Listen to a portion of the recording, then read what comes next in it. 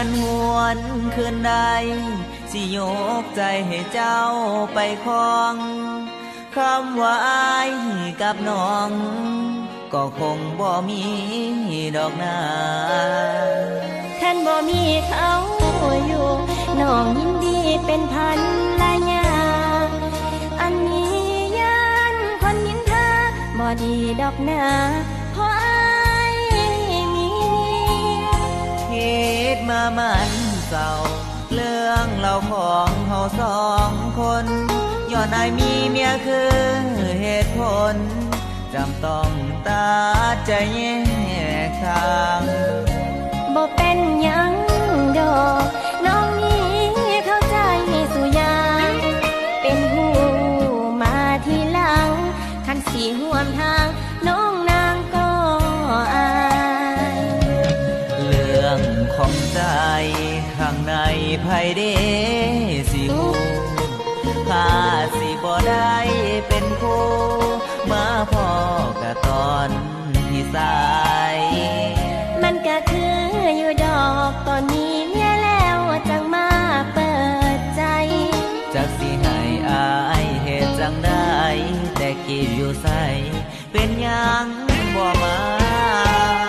เรื่องราวที่ผ่านเรื่องในวันวานให้มันผ่านไป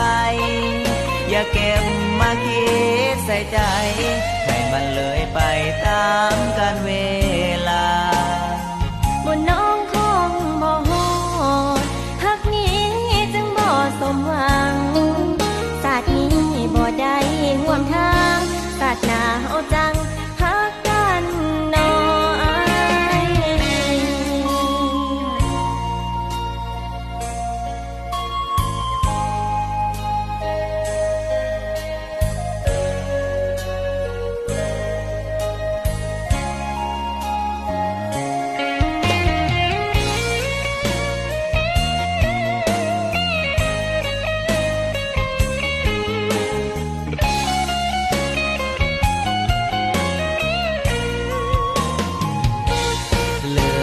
ของใจ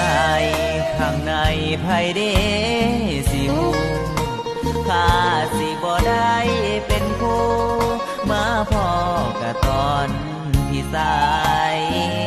มันก็คืออยู่ดอกตอนนี้เมียแล้วจังมาเปิดใจจักสิให้อายเหตุจังได้แต่กีบอยู่ใส่เป็นยังบ่มาเรื่องเล่าที่ผ่านเรื่องในวันวานให้มันผ่านไป